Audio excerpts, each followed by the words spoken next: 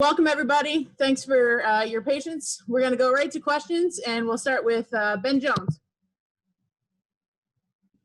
How's it going, James? Hey, Ben. How are you, buddy? Good. It feels weird not to be outside Lash. I almost just drove over to just do it on my laptop from out there. But yeah, it is strange. There's no doubt about it. But I appreciate everybody getting on. I want to take you back a few years to 2012 when you were at Vanderbilt. You opened against South Carolina when South Carolina was ranked 8th and then went to Northwestern. And I'm curious, what are the challenges of the lead up to a year when maybe you don't have the sort of traditional, the few weeks to kind of ease yourself into things? Obviously, you take non-conference seriously, but there's a big difference between, having those games and maybe jumping right into it. What are sort of the challenges when you know that's what you're facing? Yeah, it's different. There's going to be a lot of things that are different, and we haven't traditionally scheduled that way, not only since I've been here, but before I got here. Typically some out-of-conference games to start the season. So it is very different. I think there's a lot of things, Ben, that are different. It's opening with a conference opponent right from week one. Very different than the NFL, where you typically would get preseason games. Very different than college, where you would typically, not all the time, but typically get out-of-conference games. And then obviously we also have the stadium, issue. Obviously we all know Beaver Stadium with no one in there is very different, and not just for the visiting team, coming, also for what we're used to. So, we're going to start practicing like that. We're going to start practicing in Beaver Stadium a little bit more. We're going to start turning the music off, where usually we spend so much time trying to get prepared for crowd noise and things like that. These are all things that, we're just going to have to get used to, kind of the new normal, Ben. Parth Upadhyay. Sorry, Parth, let me unmute you. There you go. Thanks a lot for doing this. Yeah, thank you, Parth. Throughout this extended offseason, what are the things you've seen from Sean Clifford that have shown you that he's ready to take that next step as a quarterback? I've kind of given this answer before, where, I don't necessarily felt like some quarterbacks have a glaring weakness in one area, and you say this is the obvious area that we need to get better in. And I think for Sean, it's just continuing to grow in his total development a little bit better, really in each area. And I think that naturally comes with age and maturity and experience. And I think obviously him and Coach Shiraka have clicked, so that helps. It's also the rapport with the wide receivers and the tight ends. Obviously, that's going to be something that's very important. And that's a challenge, because with us not having a bunch of production returning at the wide receiver position, that typically would have been something that we would have really emphasized over the summer, with the throwing sessions and things like that. But just everything has been different. Not having spring ball, not having the traditional summer workouts, those were areas that we knew we needed to be ready for. So I think it's one expectation for week one. It's going to be a different expectation for week 4. But I think you're just going to see a more experienced, more seasoned guy that I think is a little bit more confident, a little bit more comfortable, even in an adjusted system. Audrey Snyder. Hey, James. Thanks for your time. Appreciate it. You too, Audrey. Going off, you just mentioned the wide receivers. We learned today that John Dunmore is withdrawn from Penn State. How long have you guys kind of been planning on operating without John? And is there any expectation or any possibility that he could potentially return at some point? Yeah, we'll just take it one day at a time. I'm not sure, as with things like this over 6 years, I'm not going to get into a whole lot of specifics and details. That's not fair to John and his family, and I can't predict what the future holds. Andrew Porterfield. Hey, James, thanks for doing this. Andrew. With this offseason and bringing in a lot of new coaches, obviously you haven't seen and interacted with them the same way as in years past. But what have you seen from Coach Stubblefield in your interactions with him, and what type of energy do you think he'll bring to the coaching staff? So your Wi-Fi is struggling a little bit. I think you asked about Coach Stubblefield and the wide receivers. Is that correct? Yeah, Coach Stubblefield's energy and what do you think he'll bring to the program? Yeah, it's been good. Obviously he's an experienced wide receivers coach, and then he obviously has experience in the Big Ten. Obviously had a great playing career, and I think that helps. It really does. I think Coach Troutline's playing career has helped him.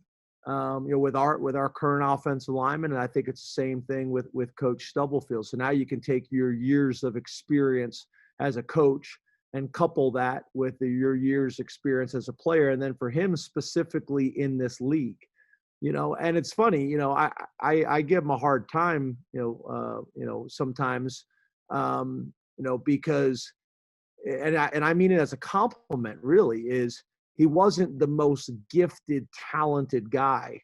And you talk about a guy that, I think was the all-time leading receiver in NCAA history when he got done playing. And he didn't do it, being 6'4", and he didn't do it by running 4.3.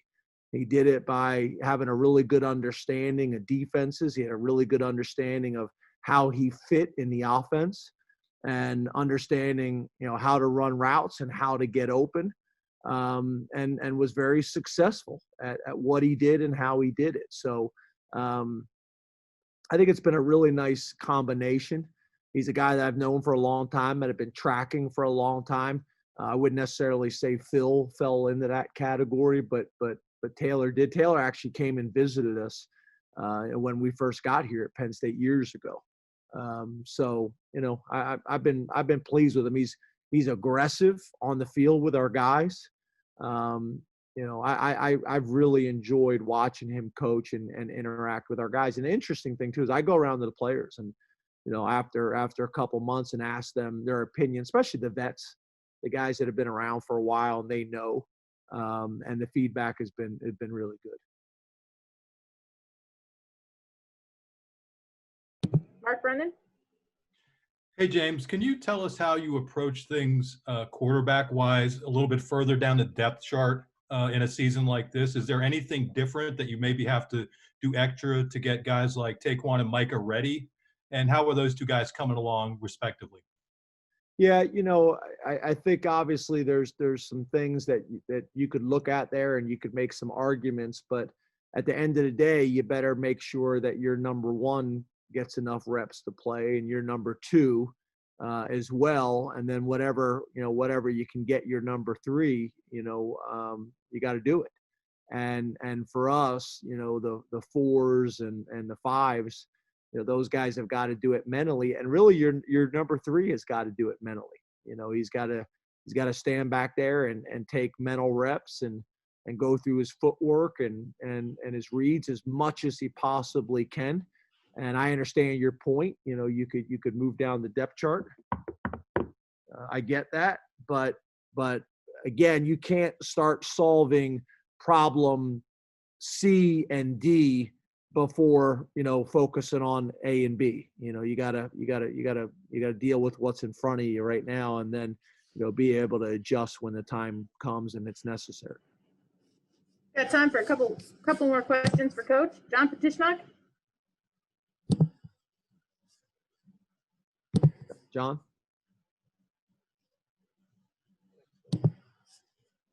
John?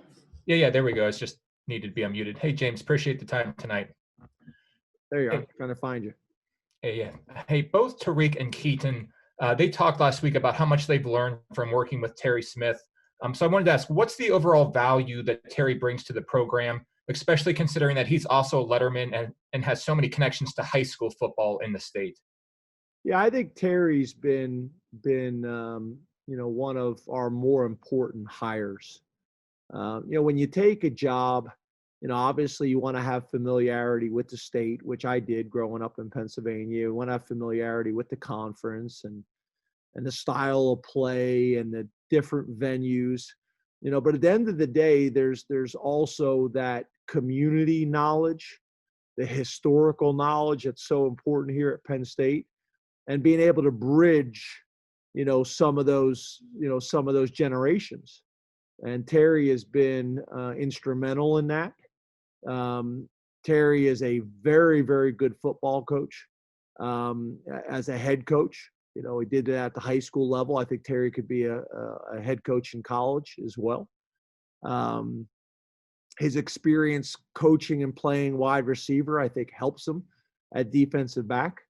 I also think Terry, Tim Banks, and Viangelo Bentley are a really nice combination in terms of playing experience, in terms of coaching experience. Tim Banks being a coordinator for, I think, over 11 years, and Terry's expertise now, at the corner position.